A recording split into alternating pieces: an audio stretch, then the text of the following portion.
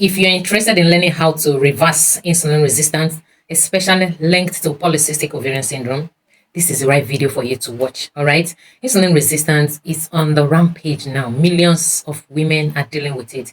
On the other hand, it's leading to polycystic ovarian syndrome. A lot of people don't understand that insulin resistance is behind PCOS, not PCOS behind insulin resistance. Okay. Because studies have it that 80% of women, or even 75% of women that are dealing with polycystic ovarian syndrome, are dealing with insulin resistance. Okay, so if you understand how insulin resistance works, you will know that it's behind the PCOS, not the other way around. And a lot of women are dealing with polycystic ovarian syndrome. They're managing it in several ways that they wish or think best they can. But today I'm going to give you lifestyle medicine practice that you can use and actually reverse insulin resistance, because the truth is that it's totally reversible. You can reverse insulin resistance and be in charge. First of all, you need to understand what is insulin resistance. From the name, you already know what it's saying.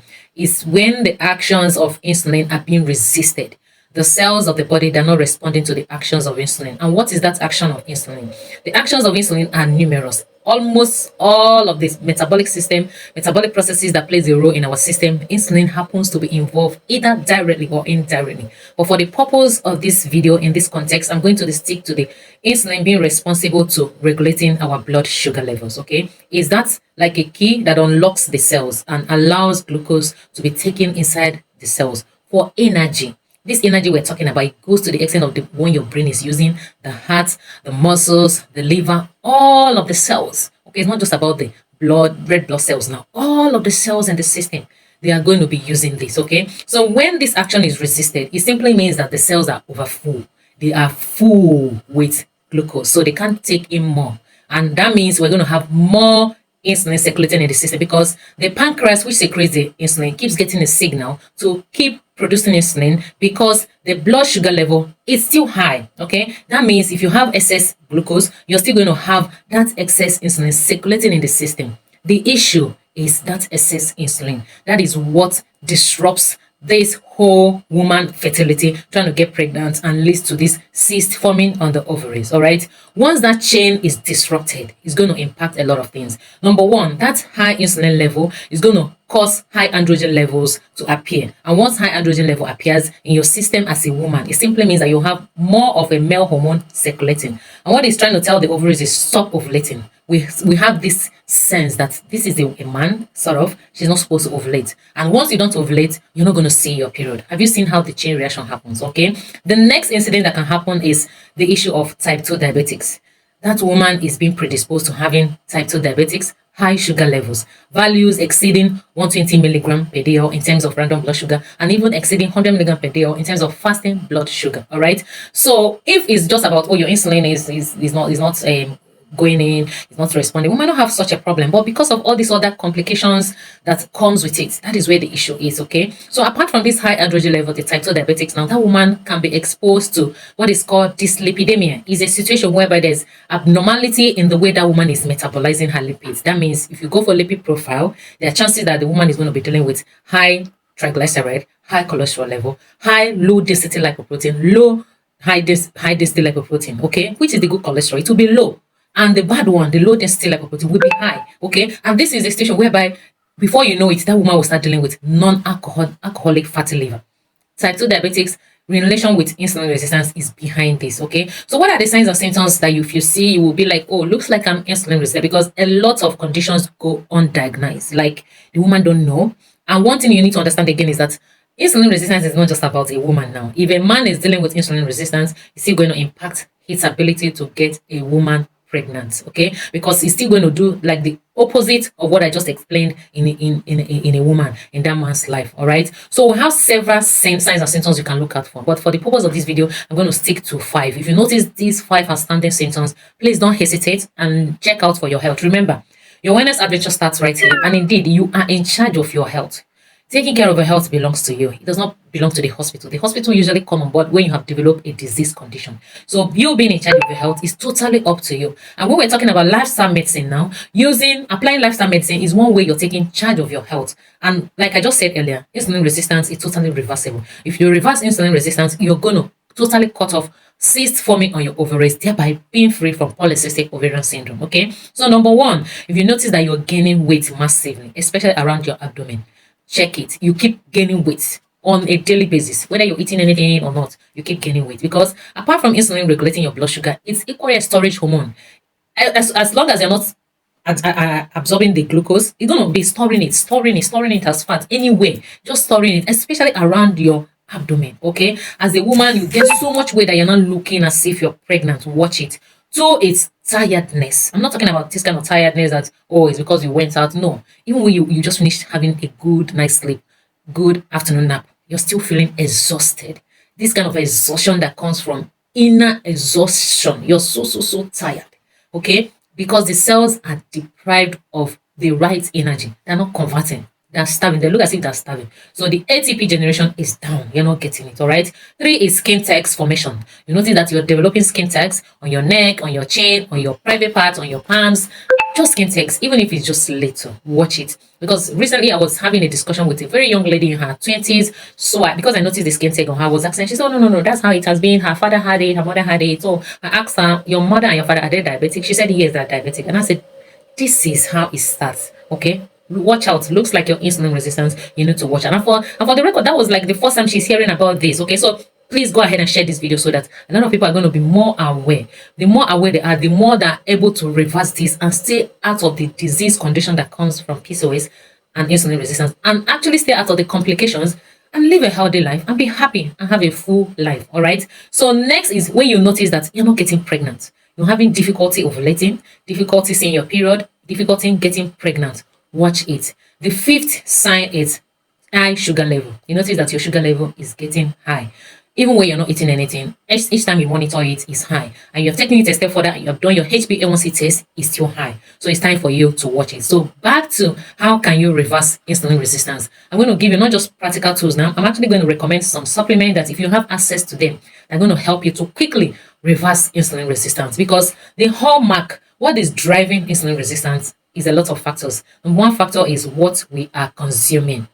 What we are consuming, are they so close to nature or they are so processed? So number one thing is that you're going to get hold of your cravings, because being insulin resistant really makes you to crave more for sugary things. Okay, but for you to reverse it, you have to stay away from sugary stuff. And how do you stay away from that? Well, by changing your taste bud, feeding your system with the right meals. For example, how about tiger nuts? How about watermelon? How about cucumber?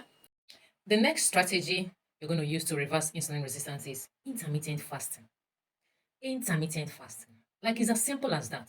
Because when we're talking about you getting control of your health, being in charge of your health, giving you actionable steps to take, and you're not using it, you're not going to know how impactful it is on your health. Intermittent fasting is awesome. Okay, it's one way you're going to kickstart your metabolism back. Because indeed, most of us don't understand that our body is either existing in a fasting mode or in a fed state. Constantly, a lot of us are in a fed state, and this is driving insulin resistance crazy. So form the habit of being in a fasting state too. So I'm going to give you like a fraction of intermittent fasting you can be using. How about eating every 13 hours or eating every 18 hours? I usually recommend eating every 18 hours because it helps you drive results faster and deeper. It depends on how desperate you are on seeing changes. It depends on how serious you are on seeing changes. Okay, this intermittent fasting is going to heal the insulin resistance deeply. How about doing it for just do it for 7 days and see how you feel? All right, do it for 7 days and see how you feel, and see if you're going to incorporate it for months into your general wellness journey. Okay, so this intermittent fasting, you eat every 18 hours, whether you are sleeping or not. That hours of fasting counts. Some people think that the only time they're fasting is only when they are wide awake during the day. When you're sleeping too, the intermittent fasting still runs. Okay, so assuming you have your breakfast by, let's say, 11 a.m. in the morning, so your next eating time, calculate from that 11 down to, it's going to really enter when you'll be asleep. It's still counting. The intermittent fasting is still running. All right, apart from reversing this insulin resistance, it's going to reduce inflammations too, because dealing with insulin resistance increases inflammations in the system, so it's going to help reduce it. And you are the one that will actually come and tell me in this video that a lot of benefits actually came with the intermittent fasting. All right. If you do it the right way, some person just eat for deprive themselves food for 7 hours and said no, that they're doing intermittent fasting. That's not intermittent fasting. When we're talking about intermittent fasting, we're talking about you deriving the therapeutic effects, the medicinal effects that comes with that intermittent fasting, and the hours of fasting that the body taps into that therapeutic mode is what we're interested in. That is what we're interested in. When the body has now switched into burning fats, into consuming the fat, because this fat, it must not necessarily be that you ate fat and oil. It could be glucose that have been converted into fat. When the body has started tapping into those sources of energy to supply you with, that is when you have started deriving that therapeutic effect. And during the intermittent fasting, a lot of cleanup happens for you too. A lot of internal cleanup. There's anti-immune system regeneration. Your antibody is more strengthened to fight infection. Sometimes you're dealing with insulin resistance. You notice that the way you're getting infection is high. You keep having recurrent infection, recurrent candida, because the environment is so conducive for them to thrive. Okay, just like I said earlier, insulin resistance forms like other kinds of, like, it impacts other types of metabolism physiology in the system. Your immune system is one of it. So with intermittent fasting, you're able to clean up your system and helps your immune system to be stronger. All right. For those of us that maybe you're even dealing with ulcer, you notice that intermittent fasting is not going to get worse. You're going to get healed. One thing I would recommend is, as soon as you finish the intermittent fasting, end it with a warm water drink. Warm water drink. You can add a little ginger into the warm water, or you can just make a cucumber sip of warm water. I actually made a video talking about how you can prepare alkaline water. You can use that alkaline water and break that fast before you dive right into the solid meals. Don't end intermittent fasting and you're diving right into the solid meals. No, no, no, no. Remember, another thing that the intermittent fasting is going to do for you is going to help you develop what is called self-control. It's going to help you curb your cravings and you're more in charge. All right. So number 3 is form the habit of exercising. Form the habit of exercising. Girl, you'll gain so much weight. You seem as if you're so lazy to exercise. Start exercising. Must you register in the gym to exercise? No, you must not. I actually have videos on home exercises you can do right from the comfort of your home and still be able to reverse insulin resistance, cause successful ovulation, and get pregnant. All right. So even if it's just, I always recommend, why not you just start with 20 minutes, 30 minutes, 40 minutes. The essence, the whole goal is for you to be consistent. Okay, don't jump pack everything and say this exercise, oh, I must exercise for 7 hours today. No, consistency is the key. So take it one step at a time. Form the habit of living your day one step at a time. You're not rushing this whole thing. Some of us, it took us 15 years to develop insulin resistance. You're not going to reverse it in one day. It takes consistent effort, daily practicing these things I just mentioned, and you're going to see tremendous improvement. All right. So the number one supplement I'm going to recommend is called vitamin B12. Yes, vitamin B12. A lot of us, we just go on and be taking folic acid. Make a switch. Stick to vitamin B12. Okay, whichever MCG you are able to see, just get it.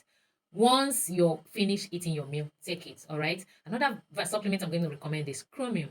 It's awesome for your insulin too, or berberine supplement is awesome. So look at how you're going to do it. Is either you're taking vitamin B12 and chromium, or you're taking vitamin B12 and berberine. Okay. So don't take the three together. Just any of these two combination can do just fine for you. Depending on your location, you can access it. I recommend getting your supplement from good pharmaceutical stores that you know that they're selling the best and not the fake. Okay, but don't just focus on this supplement. If you're not doing all of these other things I said, don't be surprised that the supplement will not work. All right, so make sure you're ready to implement these other steps I just said before you dive right into the supplement. You're going to get massive results out of it. All right, as long as it's insulin resistance you want to reverse, it's going to actually help you. All right, so as you're finished watching this video, just let me know if there are any video you want me to make, any video you're interested in, suggest for me. I will make a video on that and detail everything for you, because really your wellness adventure starts from here, and I want you to be well. Really, I want you to be well. You can take charge and be well. And all those money you're spending here and there, you will notice that you're going to use it to actually take care of yourself for good.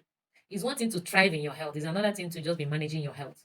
I don't want you to manage your health. I want you to thrive in your health. Okay, so I'm going to end with this last point. Take your sleep seriously. Take your sleep seriously. Okay, so whatever that is affecting your sleep hygiene, be it pressing too much phone, watching your televisions, gisting, overthinking and overprocessing things, anxiety, you're going to shut them down and focus on having a routine that favors your sleep. It's about making your bed conducive. It's about changing the lights in your room. It's about beginning on time to actually wind up. If you need to pray, pray more. Some persons, they once they start studying the Bible or even engage in prayer, they notice that they have a sleepy mind. Okay, so any habit that you're going to imbibe that is going to help you form a good sleep hygiene for yourself.